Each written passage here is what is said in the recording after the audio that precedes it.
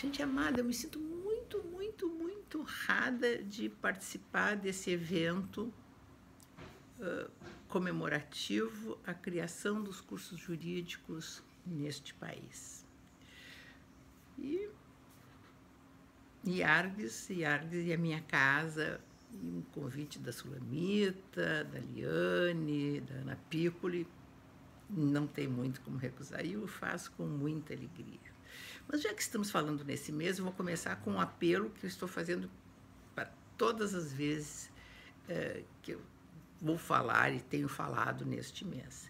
Temos que trocar o nome das nossas instituições. Instituto dos Advogados do Rio Grande do Sul, não, Instituto de Advocacia do Rio Grande do Sul. Tanto que temos uma presidente maravilhosa, temos uma quantidade, acho que até um número quase maior de associadas do que de associados. Também há todo um pleito no sentido de se alterar o nome da Ordem dos Advogados do Brasil, a Ordem da Advocacia Brasileira, pedido que já está formalizado perante a ordem, porque o masculino não mais nos representa. Se quando criaram os cursos jurídicos do Brasil, nem tinha mulher lá, agora essa não é a realidade. E as palavras importam, como diz Rodrigo da Cunha Pereira, então nós temos que acompanhar essas mudanças, e este é o nosso papel, sabe, de provocarmos essas alterações. Então, já fica a minha solicitação para a reflexão de todos e, quem sabe, para uma alteração. E como a ideia são algumas colocações a respeito de algumas novidades, eu preciso compartilhar com vocês de tudo que foi alterado agora no mês de junho, no dia 27, pela Lei 14.382. Não é uma nova lei dos registros públicos, aliás, como deveria ser feito, é uma plástica. E como toda plástica, não devolve a juventude. Basta ver que a nossa lei é de 1973 e precisa muito uma nova lei, mas, por enquanto, este remendo ficou razoavelmente de bom tamanho. E muito veio acompanhar os avanços, né, provocados pela jurisprudência, que precisa acompanhar a dinâmica do mundo atual. Então, eu queria trazer alguns pontos significativos, outros para reflexão a respeito das mudanças provocadas. Uma delas foi a possibilidade da alteração do nome, do pré-nome, alteração do sobrenome, com inclusão de nomes familiares, exclusão de nomes familiares, daqueles que adotam um nome quando do casamento, ou agora a possibilidade expressa de na união estável, e a possibilidade disso ser modificado durante a união, ou mesmo que com a separação, com a dissolução da união, permaneçam com essa mudança de nome, isso pode ser alterado. Acho isso perfeito, até porque eu confesso que eu não vejo nenhuma justificativa porque as pessoas trocam de nome quando casam, quando vivem em união estável. Gente, isso é um ranço ainda cultural, sem significado, e como a sua origem está ligada ao fato de as mulheres eram obrigadas a adotar, porque passavam a pertencer à família do marido. Então, esse sentido de pertencimento, de propriedade, sabe, que antes era obrigatório, depois virou facultativo, e agora há esta possibilidade aos homens também, desde do Código Civil. Não vejo por que as pessoas, principalmente porque as mulheres cada vez, né, entram no mercado de trabalho, as mulheres se estabelecem profissionalmente, e não é os vínculos familiares que hoje em dia são tão, o amor está tão líquido, né, tão mutantes, que isso pode se justificar essas alterações. Mas, enquanto isso, está bem. Até eu atendi um pedido de entrevista, dizendo assim, olha, cada vez mais diminuiu 30% o número de mulheres que trocam de nome quando casar, né? E a que se deve isso? Eu disse, olha, talvez até pelo fato de terem os homens surgido essa possibilidade no Código Civil de 2003, de trocarem também.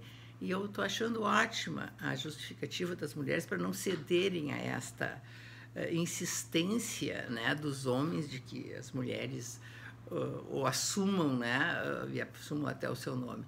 Não, tudo bem, eu troco. Se tu assume o meu, eu assumo o teu. Então, com isso, as mulheres estão conseguindo manter até a sua autonomia, porque este ranço nós sabemos que ainda existe na nossa sociedade. Mas essa mudança, talvez a mais significativa, seja essa, a possibilidade de, a qualquer tempo, trocar o pronome e sem justificativa.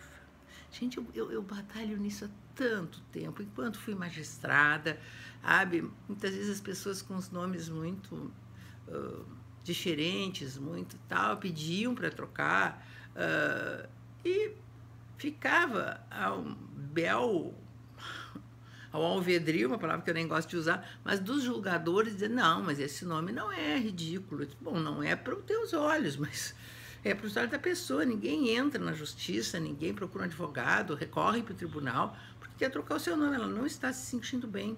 E a explicação disse, mas ela tem 50 anos. Eu disse, mas quem é que diz que tem 50 anos? Ela está começando uma vida nova, sabe? Ela resolveu, né, mudar. Então, assim, eu sempre enfrentei muito essa resistência, porque, assim, o que tinha faculdade de trocar judicialmente da data que faz 18 à data que faz 19 anos. Ainda não tem como as pessoas, né, exercerem. E ainda precisava, além de ser judicial, precisa ser justificado. E até com explicações, audiências e até perícias psicológicas para ver se o nome da pessoa de fato tinha aquilo. Agora não precisa dar explicação nenhuma. E sabe por que veio essa mudança? Por causa da população trans, né? Que conseguiu, no Supremo Tribunal Federal, esta possibilidade de promoverem a troca do seu nome, da sua identidade de gênero, diretamente e imotivadamente perante o registro civil, sem ter que submeter a cirurgias de adequação, né? Algo que eu sempre batalhei muito. Eu disse, gente, a justiça não pode impor que as pessoas se submetam a uma cirurgia, né, experimental e ainda com resultados não muito comprovados, se esse não é o desejo delas, a justiça não tem, sabe? E alteração de órgãos sexuais internos, que então, à vista de todos, ou se estão à vista de poucas pessoas, sabe? Mas todos sabem dessa enorme caminhada. E aí vem a alegação de dizer, a trans pode mudar e as pessoas não podem. Talvez esse fosse a justificativa, ainda que o seja, mas foi um grande avanço, né? E outra coisa que eu achei legal e que também várias vezes eu me deparei na justiça, lá no tribunal, era, que eu não sei se vocês ouviram já falar algumas vezes, mas eu várias, de na hora do registro, simplesmente o pai que vai registrar, ele troca o nome, ele bota o nome que ele quer, não é o nome que foi escolhido, não é o nome que está bordado em todos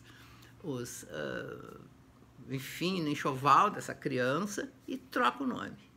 Para trocar esse nome que o pai aleatoriamente escolheu, ou fez uma composição, nome de pai, nome da mãe, diferente do que havia sido combinado entre o casal, era uma guerra. Eu disse, gente, isso não afeta a identidade, a segurança das relações jurídicas, qual é o problema? Estão os dois aqui dizendo que foi mal, ele não deveria ter feito isso. Então, agora, tem 15 dias para se fazer isso consensualmente, diretamente perante o registro civil. Acho que, em termos de nome, acho que essas foram as grandes alterações que foram levadas a efeito. E a outra possibilidade foi o uso dessas modernas formas de mundo virtual, de se configurar, ou seja, muitas coisas podem ser feitas eletronicamente. Sabe o quê? Casamento. Eu achei o máximo. Antes as pessoas, né, não tinham como estar presentes nesse momento, precisava ser por procuração, que não tinha, vamos combinar, graça nenhuma, né?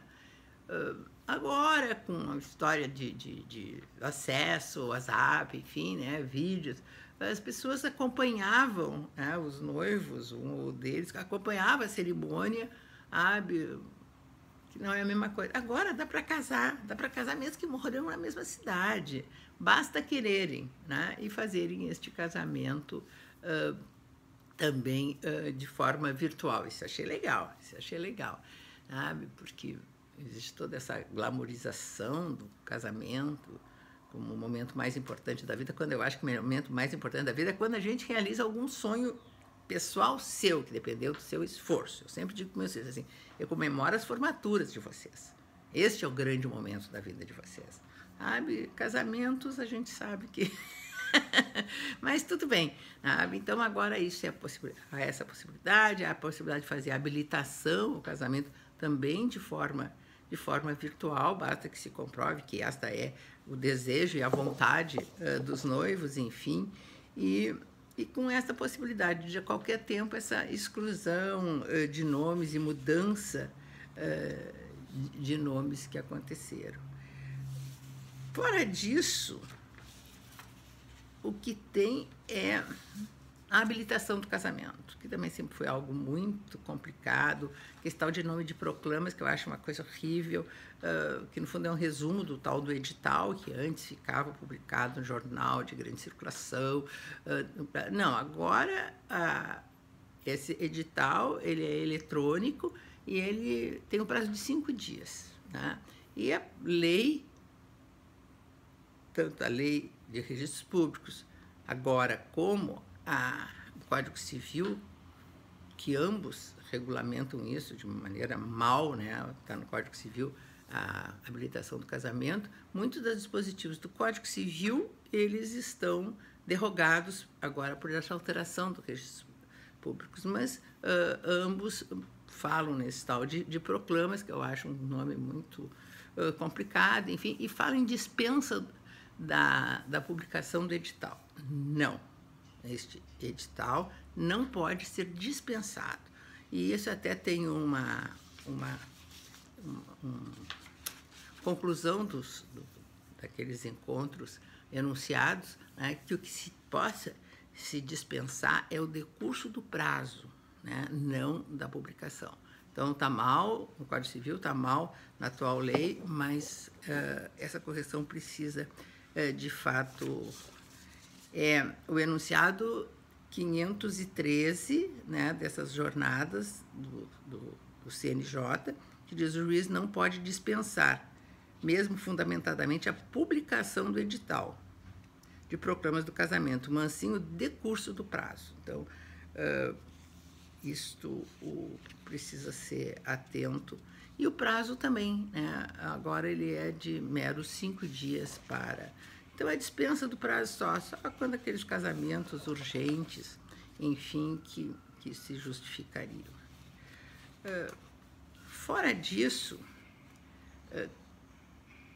a questão da união estável, né? Que eu acho que esse é um dos pontos que parece que ficou mal, ou parece que houve pela ARPEM uma interpretação, no meu entender, equivocada, né, de se possibilitar, perante o registro civil, se promover a dissolução da união estável. Gente, não.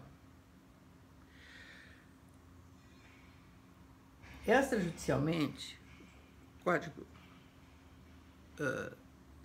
autoriza a dissolução do casamento extrajudicialmente se não existirem filhos menores ou incapazes ou nascituro, e que isso pode ser feito havendo consenso, né, até não necessariamente com relação até à partilha de bens. Se há este cuidado de se tem filhos menores, e se aquilo precisa ser judicial, precisa haver a participação do Ministério Público, nada, absolutamente nada, se justifica que a dissolução de uma união estável, onde hajam filhos menores, onde haja nascituro, isso pudesse ser feito perante o oficial do registro civil. Até porque os registradores, pelo que o próprio nome diz, registram fatos ou atos, não constituem nem desconstituem. Isso é a função dos tabeliões de notas. Então, se pode também formalizar, já que a união estável se constitui pela vontade das partes, isso a gente faz isso até por instrumento particular, né? Agora, a desconstituição, ainda que muitas vezes seja feito por contrato particular, para ter eficácia, porque também certifica um fato, precisa não ter crianças e adolescentes, não com relação, ou nascituro, com relação a elas isso não tem. Por quê? Porque se no casamento diz que só pode ser dissolvido se estarem solucionadas as questões referentes aos filhos, alimentos, regime de convivência, enfim, não tem como o Estado chancelar, né, essas questões, e haveria essa chancela por parte do oficial do registro civil, né, carimbando essa dissolução, se existirem esses impedimentos que tem para o casamento. Até por esse princípio de igualdade agora que foi estabelecida e reconhecida pelo Supremo Tribunal Federal, e ainda que esse reconhecimento tenha sido pela inconstitucionalidade referente lá às questões sucessórias da união estável, revogando o artigo 1790 do Código Civil, o fundamento foi o princípio da igualdade. Então, esse fundamento serve para todos os campos do direito, não só no direito sucessório, direito também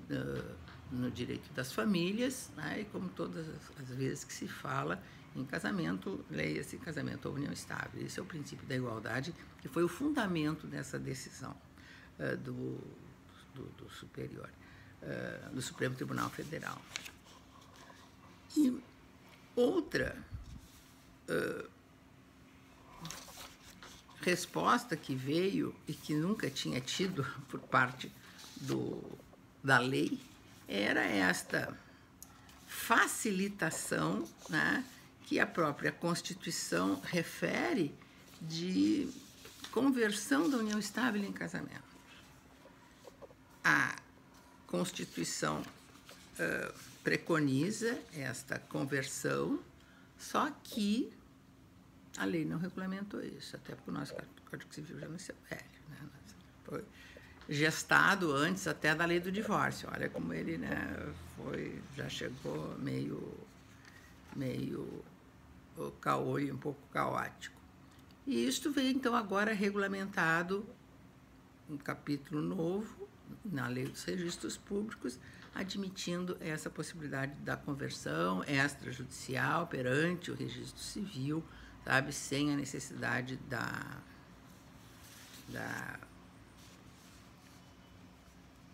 de um procedimento judicial que não tinha. Então, alguns tribunais baixavam alguns regulamentos, estabeleciam que era perante a vara dos registros públicos, enfim, mas sempre um procedimento a ser obedecido. E, com relação à união estável, tem algo absurdo, que é, porque assim, o casamento se registra no livro adequado dos casamentos. A união estável, não sei muito por que cargas d'água, ele é registrado no livro tal do livro E. E, então, este registro das uniões estáveis pode ser feito neste livro E, sabe? Mas tem uma exceção absurda, que é que as pessoas que estão separadas de fato não podem registrar a união. Gente, expressamente o Código de Processo, o Código Civil admite, né, o reconhecimento da união estável, ainda que as pessoas estejam só separadas de fato. Porque a separação de fato também foi uma construção de 20 anos, né? É a separação de fato que acaba com o casamento. Né? A partir daí acabam, cessam deveres, comunicação patrimonial e tal. Então, essas pessoas podem, né, constituir união estável. Tá bem? Não podem converter em casamento, mas não quer dizer que não possa fazer antes o registro dessa união, porque para converter só precisa estar comprovado que não existem mais este empecilho, né, para a conversão. Então, quem é separado de fato, bom, então pode simplesmente deveria poder ir promover esse registro, né, só que quando for pedir a conversão do casamento, não dá, precisa provar que houve o divórcio. Né? Então, gente, até para não extrapolar o nosso prazo, que já está acabando, eu queria trazer essa reflexão, esse debate. Foram mudanças significativas e que a gente sempre precisa estar a par, porque está sempre as pessoas nos perguntando, porque isso faz parte do dia a dia de todo mundo. Mas eu quero deixar aqui meu muito obrigado e um abraço para todos vocês. Fiquem com todos com meu afeto. Beijo.